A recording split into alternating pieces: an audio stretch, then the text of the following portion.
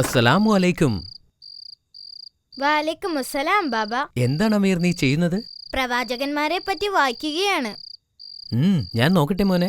തീർച്ചയായും, ഇതാ. പ്രവാചകന്മാരുടെ കഥകൾ. മാഷാ അല്ലാ. ബാബ, ഇന്ന് മറ്റൊരു പ്രവാചകന്റെ കഥ പറഞ്ഞു തരാമോ? പ്രവാചകന്റെ കഥകൾ കേൾക്കാൻ നിനക്ക് താല്പര്യമുണ്ടെന്ന് എനിക്കറിയാം. പ്രവാചകന്മാരുടെ കഥകളിൽ നിന്ന് നല്ല പാഠങ്ങൾ ഞാൻ പഠിക്കുന്നു. ശരി, ഇന്ന് നമുക്ക് സ്വാലിഹ് നബി അലൈഹിസ്സലാമിന്റെ കഥയിലേക്ക് കടക്കാം. നീ ശ്രദ്ധിച്ചു കേൾക്കണം. ബിസ്മില്ലാ.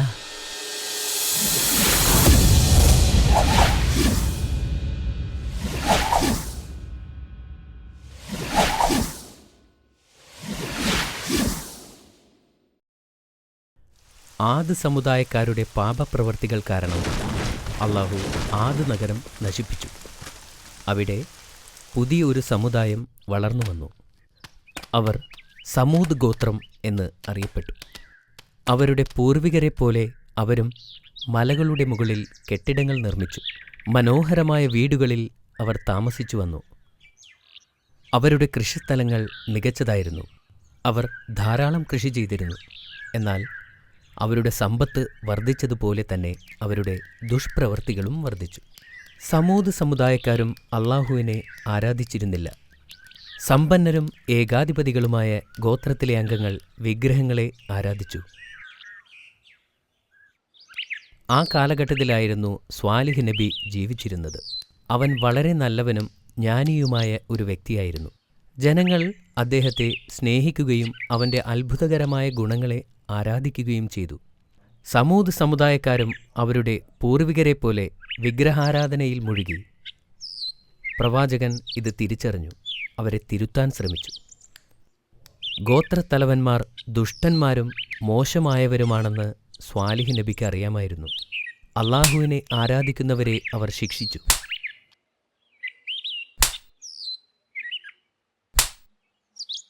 സ്വാലിഹ് നബിയെ അള്ളാഹു തൻ്റെ ദൂതനായി തിരഞ്ഞെടുത്തു. അവൻ ആരെയും ഭയപ്പെടുന്നില്ല.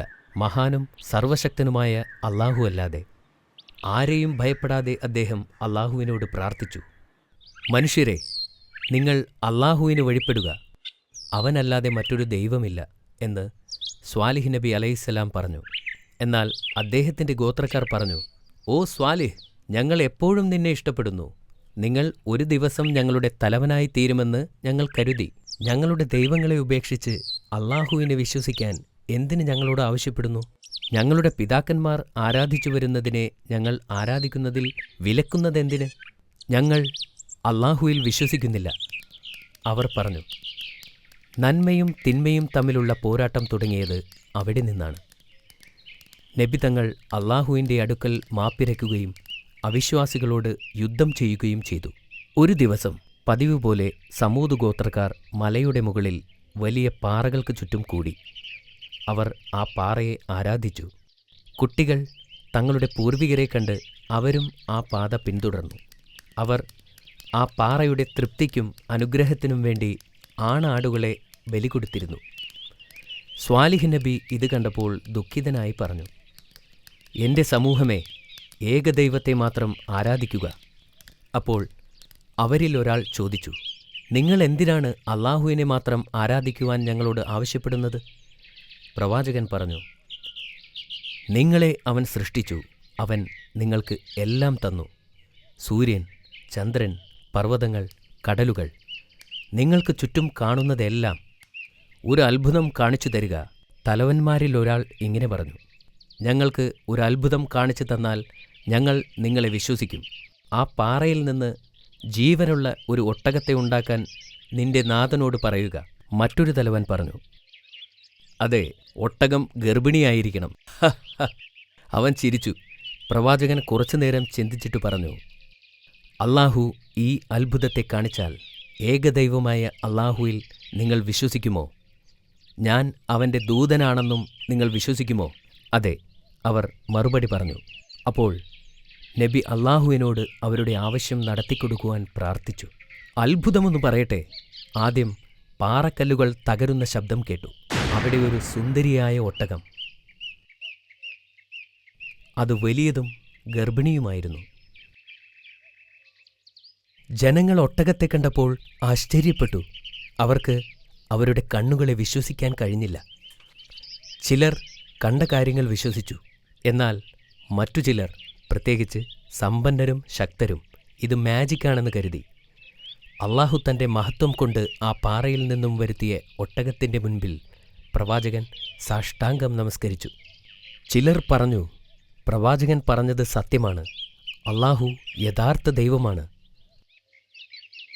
അപ്പോൾ പോലും വിശ്വാസികളുടെ എണ്ണം വളരെ കുറവായിരുന്നു. മറ്റുള്ളവരുടെ മനസ്സ് ഇപ്പോഴും അള്ളാഹുവിൽ വിശ്വസിക്കാൻ തയ്യാറായിരുന്നില്ല.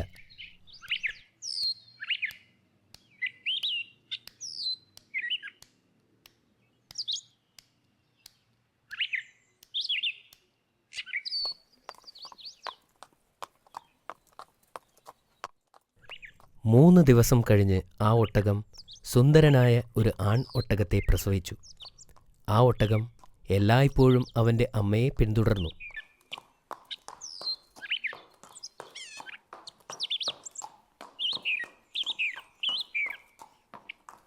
വളരെ പെട്ടെന്ന് തന്നെ ഒട്ടകവും അവളുടെ മകനും സ്നേഹത്തിൻ്റെയും കരുണയുടെയും ചിഹ്നങ്ങളായി മാറി. അപ്പോൾ പ്രവാചകൻ തൻ്റെ ജനത്തോട് പറഞ്ഞു, നിങ്ങൾ അള്ളാഹുവിന് വഴിപ്പെടുക, അവനല്ലാതെ ദൈവമില്ല. നിന്റെ രക്ഷിതാവിങ്കിൽ നിന്നുള്ള വ്യക്തമായ തെളിവും കൊണ്ടാണ് ഞാൻ പറയുന്നത്. അള്ളാഹുവിൻ്റെ ഭൂമിയിൽ നടന്നു ഭക്ഷിക്കുവാൻ ആ ഒട്ടകത്തിനെ വിട്ടേക്കുക. അതിനെ ഉപദ്രവിക്കരുത്. നിങ്ങൾ അങ്ങനെ ചെയ്താൽ അള്ളാഹു നിങ്ങളെ ശിക്ഷിക്കും.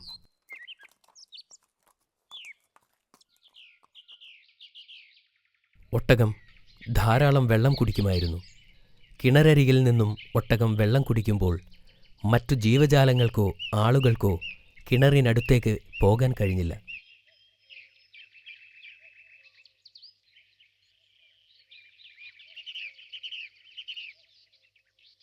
ഒട്ടകം തൻ്റെ കുട്ടിക്ക് പാൽ കൊടുക്കുന്നത് കണ്ടപ്പോൾ അവരുടെ വായിൽ വെള്ളമൂറി. അവർ പ്രവാചകന്റെ അടുത്ത് ചെന്ന് ചോദിച്ചു, ഒട്ടകം പാൽ ചുരത്തുന്നുണ്ട്. എന്തായാലും അത് മുഴുവൻ അതിൻ്റെ കുട്ടി കുടിച്ചു തീർക്കില്ല. അതുകൊണ്ട് ഞങ്ങൾക്ക് അതിൻ്റെ പാലെടുക്കുന്നതിന് അനുവാദം തരണം. അദ്ദേഹം ഒട്ടകത്തിന് വെള്ളം കൊടുക്കാൻ ആവശ്യപ്പെട്ടു. അത് വെള്ളം കുടിക്കുന്ന സമയം അവർക്ക് അതിൻ്റെ പാലെടുക്കാം. അടുത്ത ദിവസം അതിൻ്റെ പാൽ അതിൻ്റെ കുഞ്ഞിന് നൽകണം എന്ന് നബി തങ്ങൾ പറഞ്ഞു. അവർ അത് അംഗീകരിച്ചു.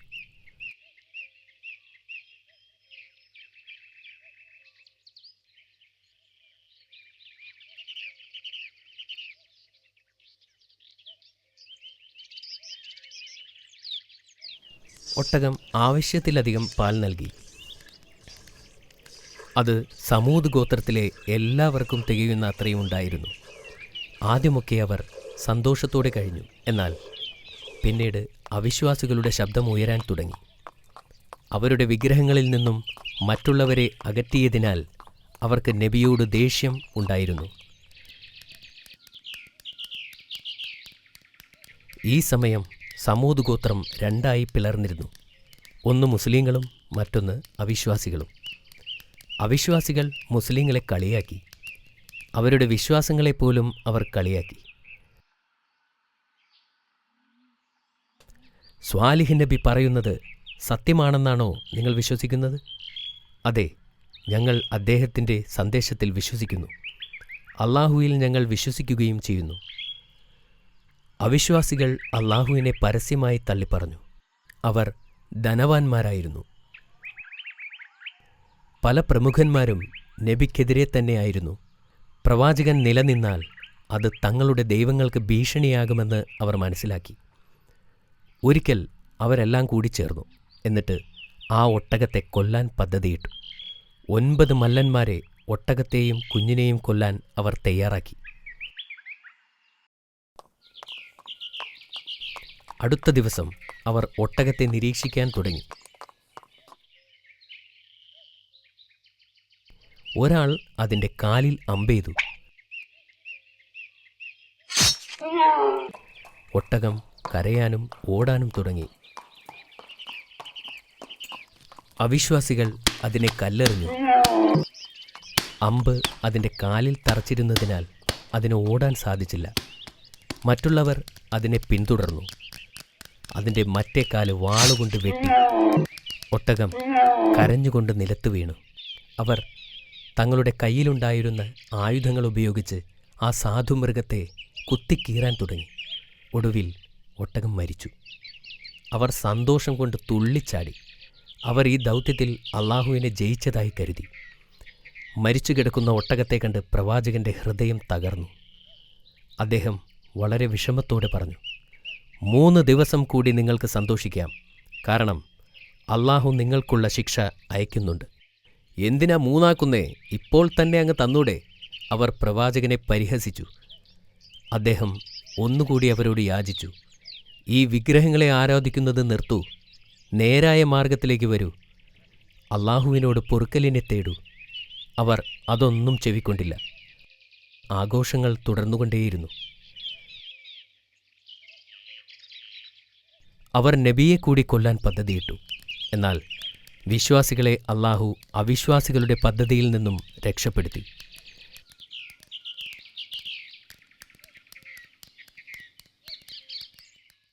സ്വാലിഹ് നബി പറഞ്ഞ ശിക്ഷയുടെ നാൾ വന്നെത്തി. അവിശ്വാസികൾ പാറക്കല്ലുകൾ കൊണ്ടുണ്ടാക്കിയ ഭവനങ്ങളിൽ സുരക്ഷിതരാണെന്ന് പ്രതീക്ഷിച്ചിരുന്നു. പെട്ടെന്നൊരു ഇടിനാദം അവർ കേട്ടു. ഭൂമി കുലുക്കവുമുണ്ടായി. ആ ഭൂമിയെല്ലാം എല്ലാവരെയും കൊല്ലും വിധം ഇളകി മറിഞ്ഞു. അവരുടെ ബലമുള്ള വീടുകളോ കല്ലുകൊണ്ടുള്ള സുരക്ഷിത സ്ഥാനങ്ങളോ അവരെ രക്ഷിച്ചില്ല. എന്താണ് സംഭവിക്കുന്നതെന്ന് മനസ്സിലാകുന്നതിന് മുമ്പ് തന്നെ അവരെല്ലാം കൊല്ലപ്പെട്ടു. അല്ലാഹു സുബ്ഹാനഹു വ തആല സ്വാലിഹ് നബിയെയും തൻ്റെ അനുയായികളെയും ഈ മഹാദുരന്തത്തിൽ നിന്നും കാത്തുരക്ഷിച്ചു. ജനങ്ങളുടെ അഹങ്കാരത്തിനും അവിശ്വാസത്തിനും അവരുടെ ജീവനെ രക്ഷിക്കാനോ അവരുടെ വിഗ്രഹങ്ങളെ രക്ഷിക്കുവാനോ കഴിയുമായിരുന്നില്ല.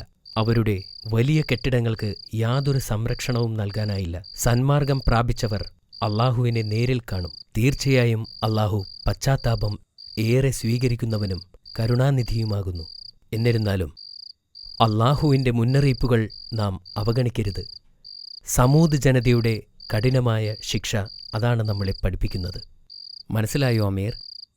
മാഷാ അല്ലാ, വളരെ നല്ല കഥയായിരുന്നു. നിനക്ക് ഇഷ്ടപ്പെട്ടല്ലോ? ചോദ്യങ്ങൾ ചോദിക്കൂ ബാബ. ശരി, നീ റെഡിയാണോ അമീർ? യെസ്. സമൂദികൾ ചെയ്തിരുന്ന പാപങ്ങൾ എന്തൊക്കെയാണ്? സമൂദികൾ വിഗ്രഹങ്ങളെ ആരാധിച്ചിരുന്നു. ഇത് ശരിയാണോ ബാബ? അത് വളരെ ശരിയാണ്. സമൂദ് ഗോത്രക്കാർ പ്രവാചകനെ വെല്ലുവിളിച്ചത് എങ്ങനെയാണെന്ന് നിനക്ക് ഓർമ്മയുണ്ടോ അമീർ? നബിയോട് അത്ഭുതം പ്രവർത്തിക്കാൻ ആവശ്യപ്പെട്ടു. എന്തായിരുന്നു നബി കാണിച്ച ആ അത്ഭുതം? അവർ കാണിച്ചു കൊടുത്ത പാറയിൽ നിന്നും ജീവനുള്ളതും ഗർഭിണിയുമായ ഒരൊട്ടകത്തെ നബി തങ്ങൾ പുറത്തെടുത്തു. സ്വാലിഹ് നബിക്ക് ഇത് ചെയ്യാനുള്ള കഴിവുണ്ടായിരുന്നുവോ? ഇല്ല. നബി അള്ളാഹുവിനോട് പ്രാർത്ഥിച്ചപ്പോൾ ഒരു വലിയ ഗർഭിണിയായ ഒട്ടകം ആ കല്ലിൽ നിന്നു വന്നു. മാഷാ അല്ലാഹ്. ഇനി അടുത്ത ചോദ്യം. സമൂദ് സമുദായത്തിൽപ്പെട്ടവർ എന്തിനെക്കുറിച്ചാണ് പരാതി പറഞ്ഞുകൊണ്ടിരുന്നത്? ഇതിന് നിനക്ക് ഞാൻ കുറച്ച് ഓപ്ഷൻസ് തരാം. ഓപ്ഷൻ എ, ഒട്ടകം അപകടകാരിയായിരുന്നു. ഓപ്ഷൻ ബി, ഒട്ടകം ആടുകളെ ഉപദ്രവിക്കുന്നു. ഇനി ഓപ്ഷൻ സി, ഒട്ടകം തങ്ങളുടെ വെള്ളം മുഴുവനും കുടിച്ചു തീർക്കുന്നതുകൊണ്ട്. സി. ഓപ്ഷൻ സി ആണ്. അതെ, ശരിയാണ്.